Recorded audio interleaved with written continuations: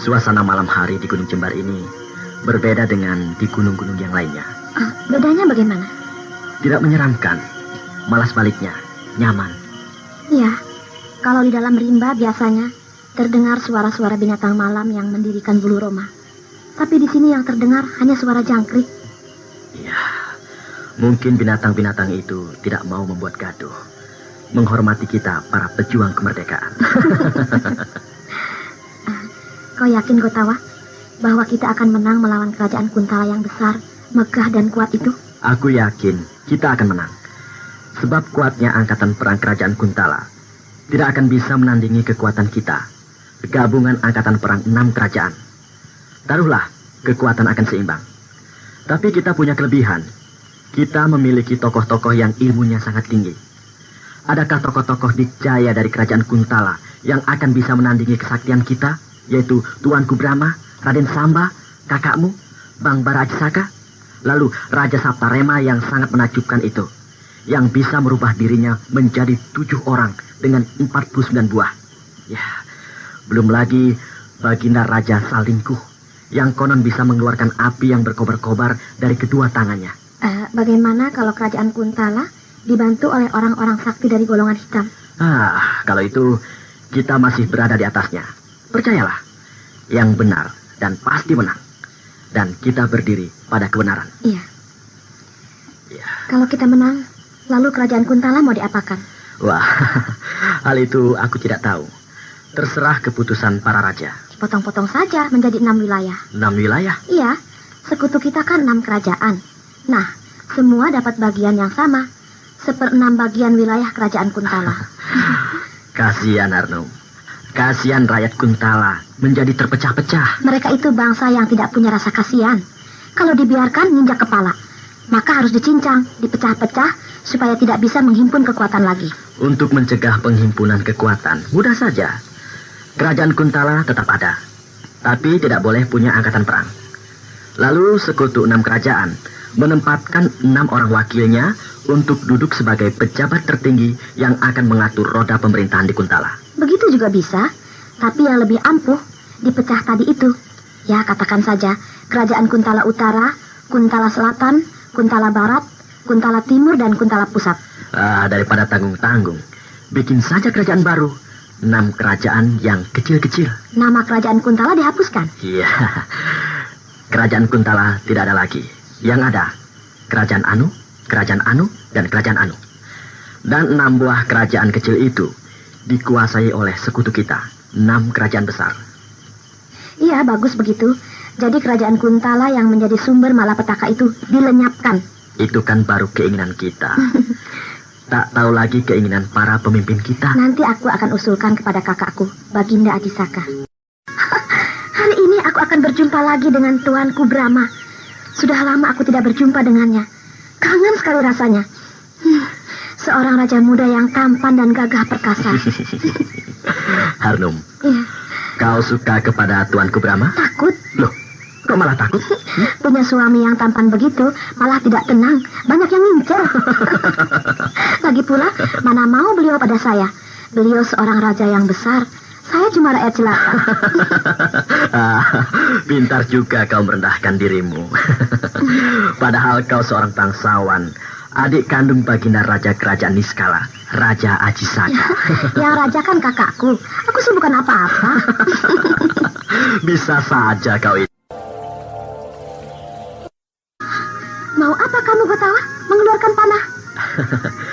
Aku harus melepaskan 3 buah panah api sebagai tanda kepada Tuanku Brahma bahwa beliau dan angkatan perangnya sudah boleh naik ke Gunung Jembar ini karena dinilai aman. Oh, wah, hebat. Kau bisa melepas panah. Tidak satu persatu, tapi 3 buah sekaligus. Iya, aku belum seberapa, tapi guruku bisa 10 panah sekaligus. Hebat. Lihat, Tuanku Brahma mendongak ke atas, melihat kepada 3 batang panah api yang aku lepaskan. Iya, berarti beliau sudah tahu kau ada di sini dan keadaan aman. Ayo, kita bersiap-siap untuk menyambutnya. Iya, ayo.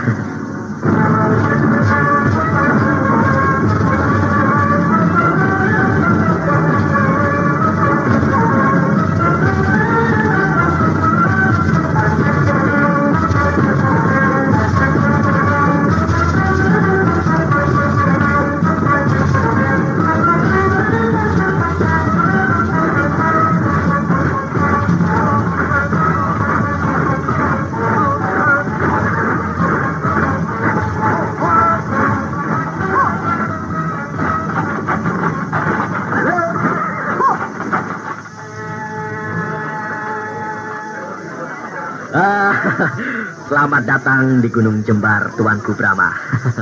Bagaimana? Apakah menemui kesulitan di perjalanan? Terima kasih, Patih. Kau telah melakukan tugasmu dengan baik. Daulat, Tuanku. Harnum. Bagaimana kabarnya, Tuanku? Sehat walafiat, Harnum. Manakah kamu, Baginda Ajisaka? Besok pagi beliau tiba bersama angkatan perangnya. Kau semakin cantik saja, Harnum. Terima kasih. Nah, Patih, suruh pasukan istirahat. Daulat, Tuanku. Dengar semua, kita sudah berada di Gunung Jembar. Kita akan berada di sini selama 5 hari. Untuk itu, segera mendirikan kemah-kemah. Lakukan!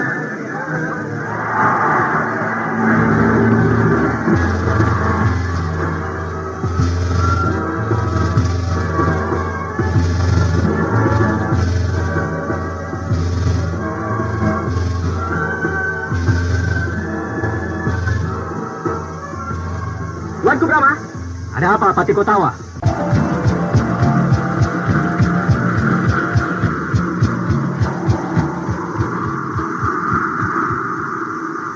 Tuanku Brahma, telah datang lagi pasukan perang. Kali ini angkatan perang kerajaan Salingkuh. Bagus, sambutlah mereka.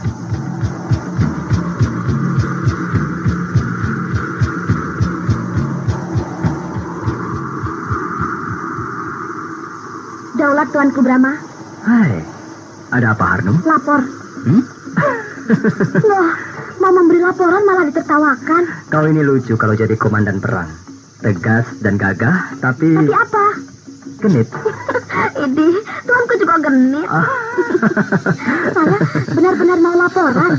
Laporan apa? Ayo. Angkatan perang kerajaan Niskala sudah datang. Dipimpin langsung oleh kakak saya, Baginda Ajisaka. Aku sendiri yang akan menyambutnya. Terima kasih Tuanku yang baik hati.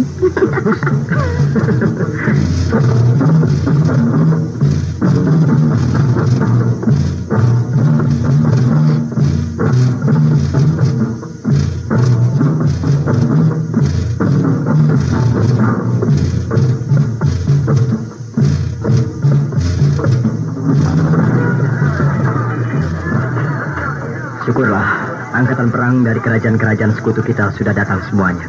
Satu yang belum, Tuanku. Angkatan perang kerajaan Sanggam. Mereka lah yang paling jauh. Kalau tidak siang ini, besok pagi mereka pasti akan datang. Ya, Tuanku. Aku yakin angkatan perang kerajaan Sanggam itu sama dengan angkatan perang lainnya. Dipimpin langsung oleh Baginda Raja Sanggam. Tapi tentu pula didampingi oleh panglima perangnya. Lalu Raden Samba, kemudian Mantili. Iya, Tuanku. Aku jadi ingat Mantili. Kenapa hatiku tiba-tiba saja berdebar-debar? Dan ada perasaan tidak enak. Ada apa ini? Nah, Harnum berteriak-teriak. Ada apa itu?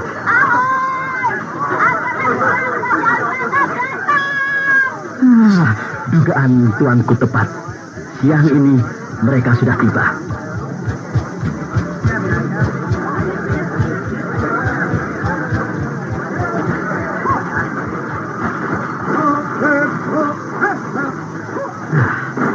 Itu Baginda Raja Sanggam dan Raden Samba. Tapi Mantili mana? Kok tidak kelihatan? Dia tidak nampak di antara pasukan perang kerajaan Sanggam. Seharusnya ada. Sebab sudah 1 bulan yang lalu Mantili pergi ke kerajaan Sanggam.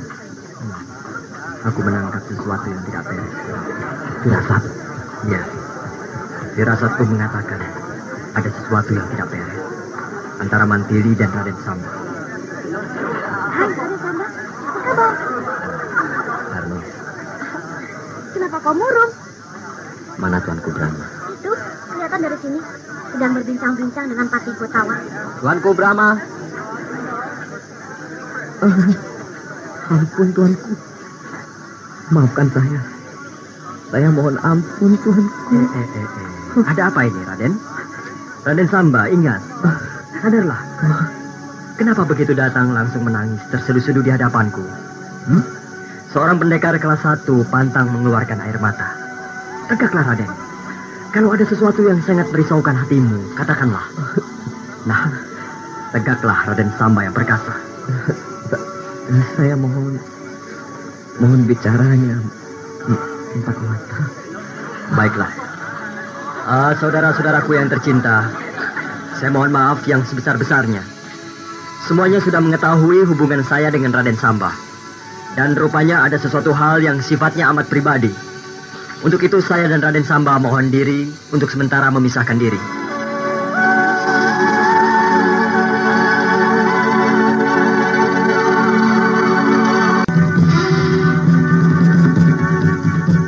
Angkatan perang sekutu yang terdiri dari 6 kerajaan semuanya sudah tiba di Gunung Jembar.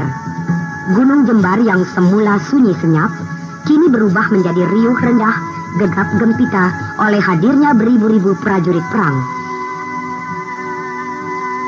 Brahma dan Gotawa merasa bangga dan gembira karena semuanya itu adalah gagasan mereka.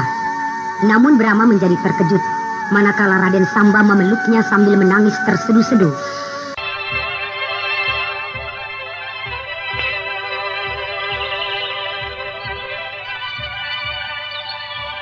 Nah, di sini tempatnya sunyi, Raden. Hanya kita berdua. Akan tetapi kehendaknya itu tidak tersampaikan. Sebab dia salah paham. Salah paham bagaimana? Mantili mengira saya berkas Renum. Dewi Harnum? Ya. 5 hari sebelum Mantili tiba di kerajaan Sanggam, Dewi Harnum datang pula berkunjung. Lalu? Seperti Kakang ketahui, Dewi Harnum adalah adik kandung Raja Niskala, yaitu Baginda Aji Saka. Iya, benar. Sebagai seorang putri bangsawan, hamba menganggap dia sebagai tamu agung. Maka saya menyambutnya dengan hangat. Selama 5 hari itu, kami kemana-mana selalu berdua, dan hubungan kami semakin erat. Seperti Kakang ketahui pula, Dewi Harnum sifatnya lincah, periang dan polos. Tak ada rasa risih sedikit pun pada dirinya bila menggandeng tangan saya, atau duduk berdampingan, atau jalan-jalan berhimpitan. Ya, semua itu seolah-olah kami sedang berkasih-kasihan. Nah, saat itulah ketika saya dan Dewi Harnum duduk berdampingan sambil bercengkrama di serambi depan rumah saya, Mantili datang dan melihatnya. Seketika itu langsung dia marah dan pergi tanpa pamit. Kemana perginya? Ya, semula saya mengira pulang ke kerajaan Madangkara, tetapi ternyata tidak. Hamba tahu Mantili tidak berada di kerajaan Madangkara dari Senopati Ringkin yang datang di kerajaan Sanggam sebagai utusan Kakang untuk menyampaikan surat kepada Baginda Raja Sanggam. Hamba menduga dia pergi ke Gunung Wangsit menemui gurunya. Kenapa kau tidak mencarinya? Dorongan untuk mencari Mantili sangat besar di hati saya. Tetapi terbentur tugas negara yang dibebankan di pundak saya, yaitu memimpin angkatan perang menuju ke Gunung Jembar ini. Saat itu saya benar-benar bimbang dan juga bingung. Namun akhirnya saya memutuskan bahwa tugas negara lebih penting dari urusan pribadi. Iya, kau benar. Dan saya merasa terhibur. Sebab Mantili tahu saat berkumpulnya 6 angkatan perang di Gunung Jembar. Jadi pada saatnya, saya yakin Mantili akan datang juga di Gunung Jembar. Maka disitulah saya akan minta maaf kepadanya, sekaligus menjelaskan duduk perkaranya. Tapi ternyata di sini pun Mantili tidak ada. Ya, mudah-mudahan dia akan cepat datang. Ya, dan begitulah kisahnya, Kakang. Untuk semuanya, saya mohon ampun pada Kakang. Kau sendiri, bagaimana? Apakah kau suka kepada Dewi Harnum? Hanya sebatas persahabatan, Kakang. Jauh-jauh dari kerajaan Niskala ke kerajaan Sanggam, hanya ingin menjumpaimu. Berarti dia menaruh minat terhadapmu. Nah, bagaimana pendapatmu? Saya akan berusaha meyakinkannya bahwa saya baik kepadanya hanyalah sebagai seorang sahabat, tidak lebih dari itu. Ya, aku percaya. Sebab selama ini kau jujur. Tapi hendaknya janganlah kepercayaanku itu kau nodai. Mantili adikku satu-satunya. Dia permata hatiku, jantung hati kami sekeluarga. Iya, Kakang. Kalau ada apa-apa dengan Mantili, kau akan menerima akibatnya. Kau akan berhadapan dengan aku sebagai musuh. Ampun tuanku, Kakang Brahma. Yang Widi menjadi saksi bahwa hanya ada Mantili seorang di dalam hati saya, Kakang. Ya. Aku pegang sumpahmu.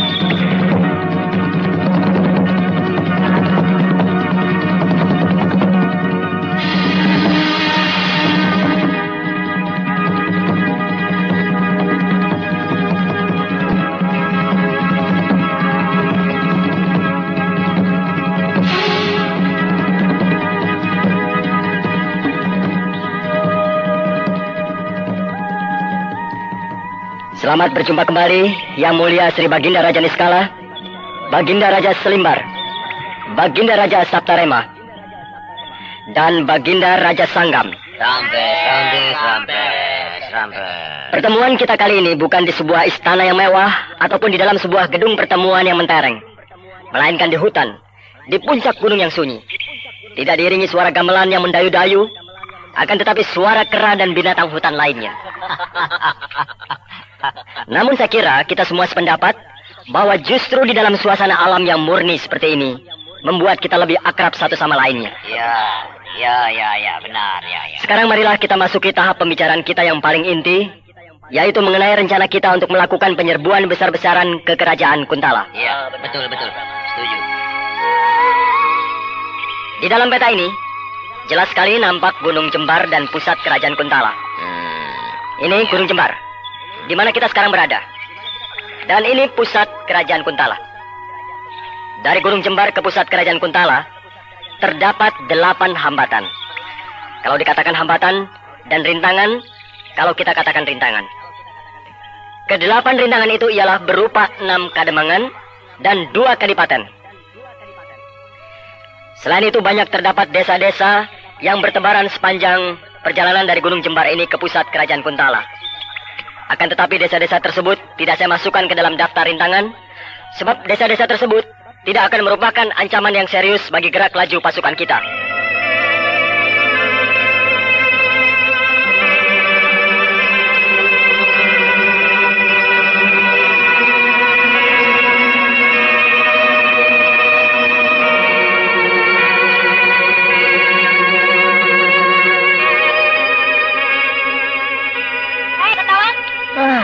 Dewi Harnum.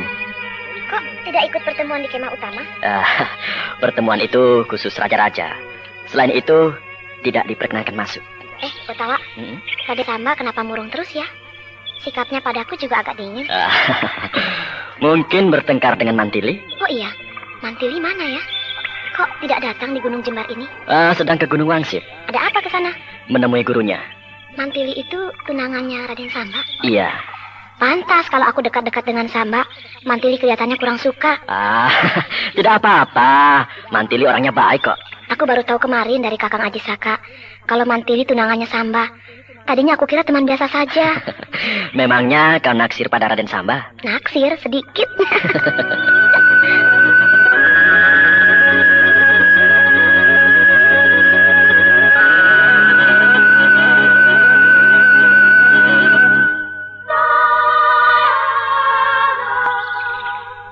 Saya kira pertemuan kita ini sudah cukup, sebab kata sepakat sudah dicapai, yaitu lusa pagi, seluruh angkatan perang gabungan 6 kerajaan sekutu serentak bergerak menuju ke pusat kerajaan Kuntala.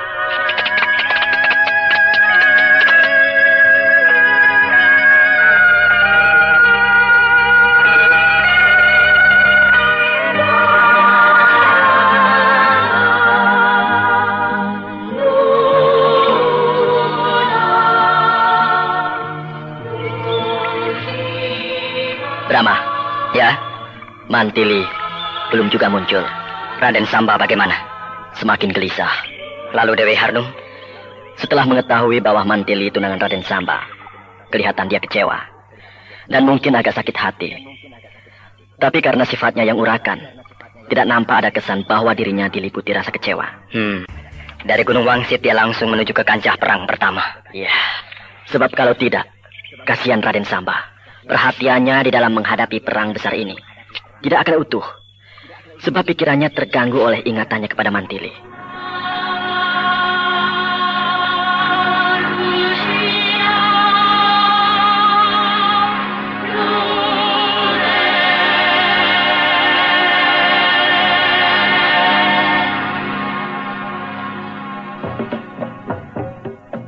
Wahai para prajurit kemerdekaan, hari ini adalah hari yang bersejarah, di mana kita akan menghancurkan sebuah kerajaan adik kuasa yang lalim, yaitu kerajaan Kuntala.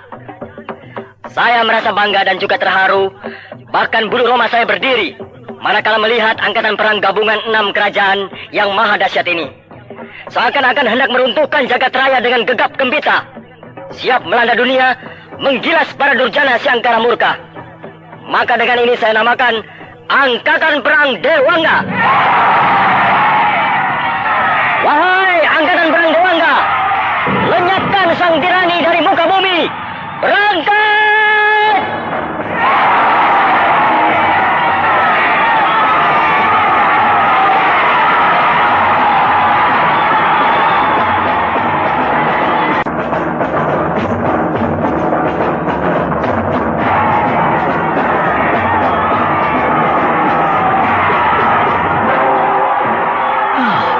Rasanya aku seperti bermimpi. Mimpi, iya. Seumur hidupku belum pernah melihat angkatan perang teramat besar seperti angkatan perang Dewangga itu. Berlaksa-laksa prajurit bersenjata, berlerot-lerot dari jauh seolah-olah mereka bukan manusia. Akan tetapi rombongan semut yang sedang pindah sarang. Ya, inilah sebagai tanda bahwa usaha kita tidak sia-sia. Padahal mulanya aku pesimis. Apakah mungkin mempersatukan 6 kerajaan? Tapi ternyata bisa. Dan aku bisa membayangkan betapa akan terbelalaknya si Tumenggung Raksa yang sekarang jadi Raja Kuntala. Kedua biji matanya pasti keluar melihat angkatan perang kita yang maha dahsyat itu. Ya, selama ini mereka bangsa Kuntala merasa paling super. Tidak akan ada yang bisa menyamai kebesaran Kuntala. Kemudian dia akan linglung manakala telah datang gelombang angkatan perang maha dahsyat untuk menghancurkan Kuntala.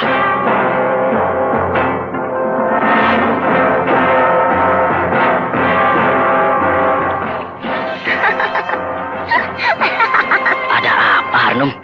Tertawa-tawa sendiri? Geli. Geli karena apa? Kampung-kampung yang kita lewati, semua penduduknya kabur, lari terbirit-birit. Dikiranya kita angkatan perang hantu. Oh, ya. Biarkan mereka. Rakyat jangan diganggu. Nanti juga mereka akan tahu siapa kita dan apa tujuan kita. Iya. Tuanku Brahma, kok diam saja? Loh, aku kan sedang mendengarkan kamu bicara. Marah ya pada saya? Loh, kok marah? Saya suka mendekati Raden Samba dan menggodanya. Padahal Raden Samba tunangan mantili adik tuanku. Ah, kau lolos sekali, Harnum. Raden Samba bukan anak kecil, bukan? Dia pasti tahu yang mana teman dan yang mana tunangan. Ya, terima kasih tuanku. Kok terima kasih? Terima kasih tidak marah pada saya. Saya di sini saja. Loh, kau harus berada di dekat kakakmu, Baginda Aji Saka, mengatur barisannya. Kakang Aji Saka galak. Kalau tuanku Brahma lembut dan sabar.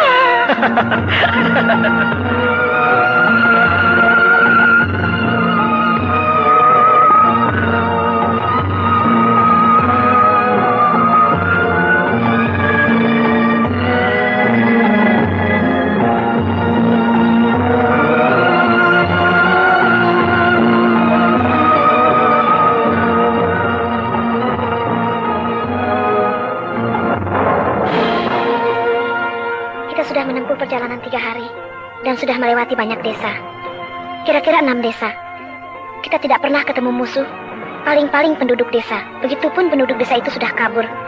Kalau tidak berderet di pinggir jalan, duduk bersimpuh di tanah. Sebagai tanda takluk pada kita. Kapan kita akan perang? Nanti di Kademangan Lungse, kita pasti perang dengan pasukan Kademangan. Kapan kita sampai di Kademangan Lungse itu? Besok. Bagus.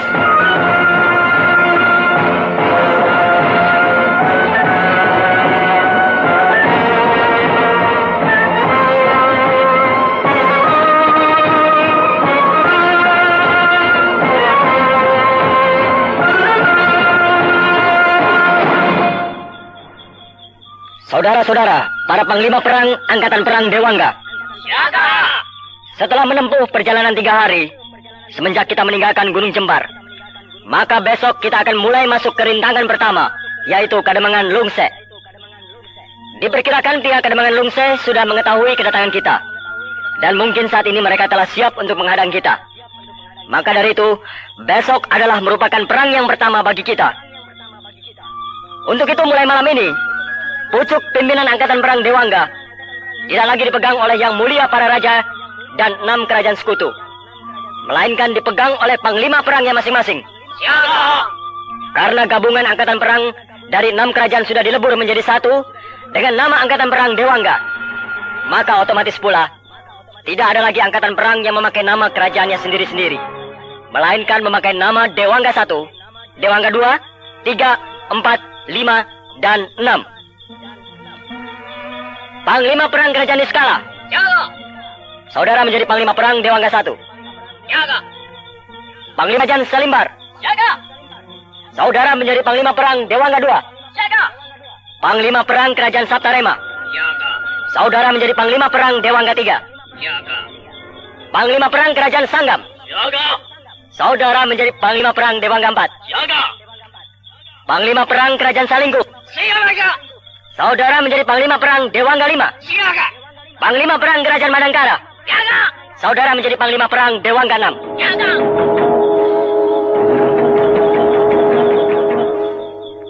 Pucuk pimpinan tertinggi angkatan perang Dewangga adalah saya. Jadi mulai sekarang tidak ada lagi yang menyebut tuanku, akan tetapi panglima tertinggi. Panglima tertinggi Brahma Kumbara.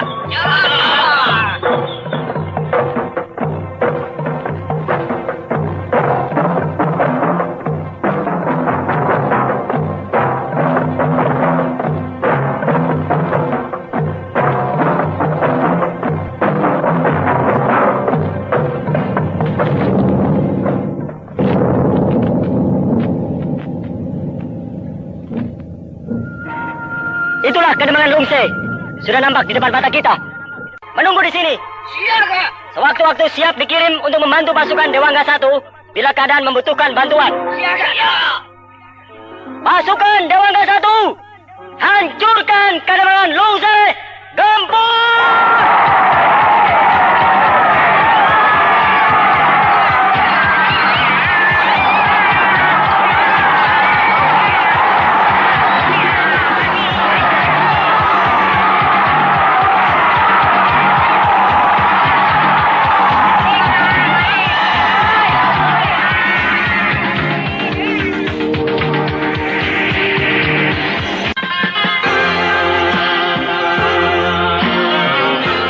Angkatan perang gabungan 6 kerajaan sekutu itu dilebur menjadi satu dengan nama baru, yaitu Angkatan Perang Dewangga.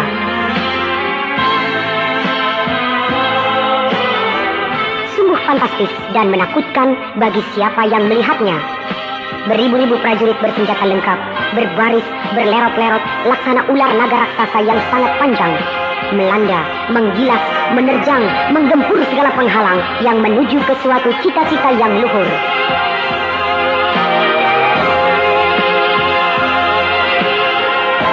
Maka pada hari keempat, sampailah pasukan perang yang maha dahsyat itu di Kademangan Lungse yang termasuk dalam wilayah kekuasaan Kerajaan Kuntala. Bagaimanakah reaksi Kademangan Lungse menghadapi gempuran gelombang pasukan Dewangga? Makan pisang, nanti keburu mati. Hah? Keburu mati? Kita kan sedang perang. Nah, sewaktu-waktu kita bakal mati.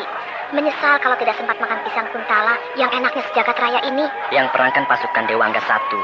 Kita cuma menunggu di sini. Kalau pasukan Dewangga 1 itu memerlukan bantuan, kan kita juga harus maju. Jangan kita. Pasukan Dewangga 1 tidak akan perang. Loh, perang? Mereka saat ini sudah masuk untuk menggempur pasukan Kademangan. Alah, pasukan Kademangan Lungse itu berapa sih kekuatannya? Paling cuma 100 orang. Lah, kita beribu-ribu. Jadi aku yakin saat ini pasukan Kademangan sudah ngacir. Juga Demang dan keluarganya serta penduduknya semuanya sudah menyingkir. Iya. Pasukan Dewangga 1 saja kekuatannya 10 kali lipat kekuatan pasukan Kademangan. Apalagi kalau seluruh kekuatan angkatan perang Dewangga yang maju. Wah, bisa rata dengan tanah Kademangan Lungse itu. Panglima tertinggi Tuanku Brahma, kemana sih? Aku dari tadi tidak melihatnya. Tuh, di sana sedang berbincang-bincang dengan para raja. Benar-benar suatu peristiwa yang paling bersejarah. Bayangkan saja, 6 orang raja turun semuanya, bersatu padu untuk menghancurkan kerajaan Kuntala. Iya, biasanya di dalam peperangan cukup dipimpin oleh panglima perang. Tapi kita tidak bisa menolak keinginan raja-raja itu untuk ikut serta di dalam perang besar ini. Habis rajanya tukang perang sih. Coba kalau rajanya cuma pinter kawin, mana mau dia ikut ke medan perang. Kok ketawa? Kau ini kalau ngomong asal nyeplos saja. Kenyataan bukan? Coba, di mana ada raja yang istrinya cuma satu? Memang permasyuri sih satu, tapi selirnya banyak. Apalagi Gundi. Wow, minta ampun, ada yang 40 orang. Apalagi raja-raja di Arabia. Saking kebanyakan gundik, sampai membuat harem. Harem itu isinya sampai ada yang jumlahnya 60 orang perempuan. Nah, kalau sudah begitu, mana ada waktu untuk mengurus pemerintahan. Tiap hari kerjanya ngatur perempuan melulu. Kalau ada perang, takutnya setengah mati. Soalnya takut kehilangan enak-enak. Anak kecil sudah pintar ngomong yang begituan. Suatu keuntungan bagi kita. Persatuan sekutu 6 kerajaan itu. Rajanya semuanya jago perang. Gemar mempelajari ilmu kedikayaan. Sehingga kalau ada perang, selalu berada di tengah-tengah pasukan perangnya. Dengan begitu, semangat pasukan perang menjadi tinggi. Iya benar. Apalagi Raja Madangkara yang bergelar Tuanku Brahma. Meskipun penyabar dan ramah, tapi jelas kelihatannya senang berkelahi. Tuanku Brahma mau berkelahi kalau terpaksa. Sekalipun di dalam medan perang, beliau tidak akan turun sama sekali. Kalau dilihat masih bisa diatasi oleh anak buahnya. Tentu rakyat Madangkara bangga punya raja, masih muda, tampan dan sakti. Jangankan rakyat, aku sendiri sebagai patih bangga sekali punya raja seperti Tuanku Brahma. Tapi sayang, Loh, kok sayang? raja dan patih sama-sama belum kawin. Ada-ada saja kau ini. Itu lihat, 2 orang penunggang kuda keluar dari kedemangan Lungse dan memacu kudanya dengan kencang menuju ke sini. Harnum, siapkan pasukan. Siapa tahu pasukan Dewa Angga 1 mendapat kesulitan. Bukan kesulitan, tapi kemenangan. Oh ya? 2 orang penunggang kuda itu anggota pasukan penghubung. Kalau ada bahaya, biasanya memacu kuda sambil mengibarkan bendera merah. Tapi kau lihat sendiri, tidak bukan? Iya, mereka malah mengibarkan bendera hijau. Berarti kemenangan. Tuh, 2 anggota pasukan penghubung itu sudah menghadap kepada Tuanku Brahma. Ayo kita ke sana. Ayo. Saudara-saudara, Dewata beserta kita menang.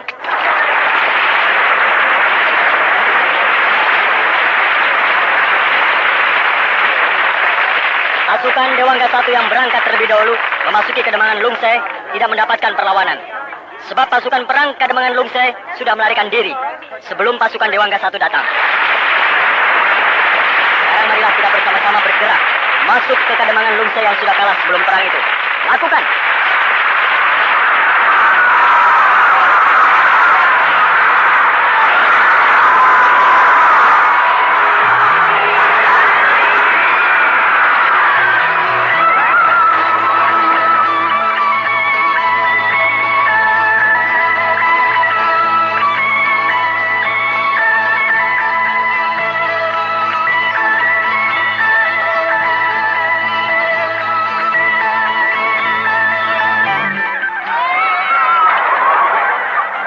Ini adalah merupakan perang pertama bagi kita. Dan sekaligus kemenangan yang pertama. Ya, kemenangan pertama yang sangat mudah.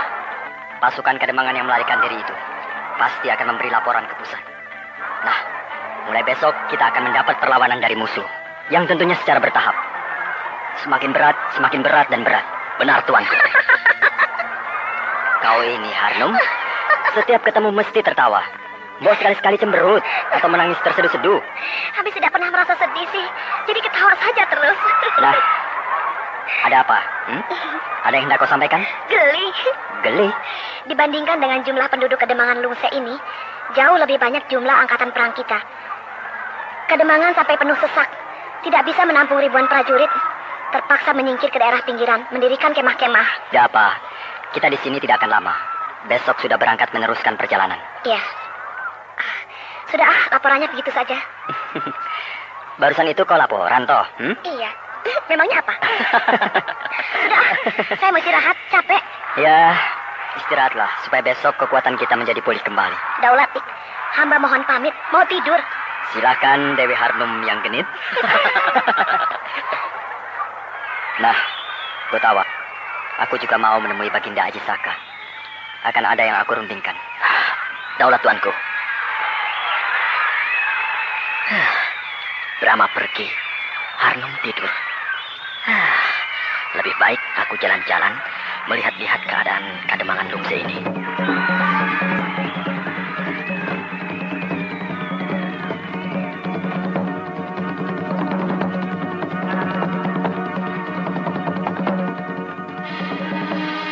Ketawa.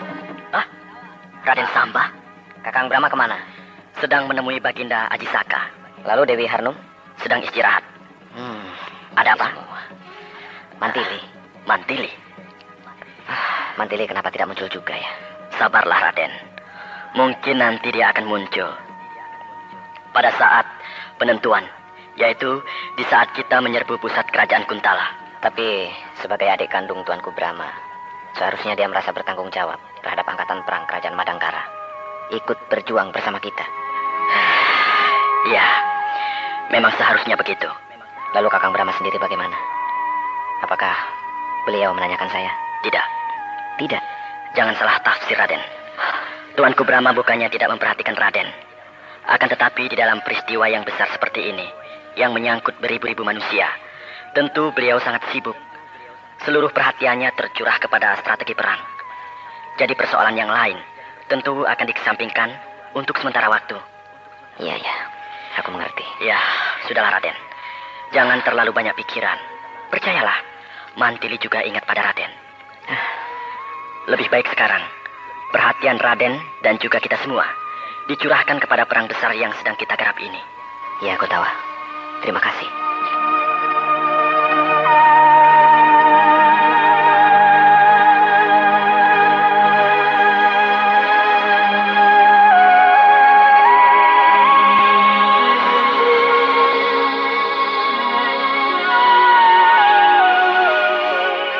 Angkatan perang Dewangga. Betul, Kanjeng. Yang menyerbu Kademangan Lungse itu angkatan perang Dewangga.